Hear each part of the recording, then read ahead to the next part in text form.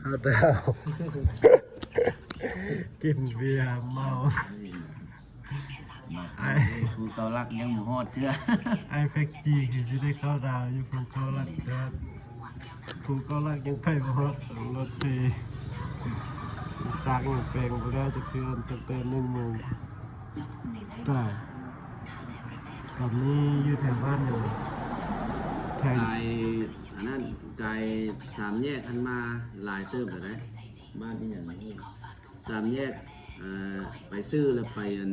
ทางสัญญาบุรีเลยเนาะเลี้ยวซ้ายขึ้นมาแล้วเป็นทางตัดไปหา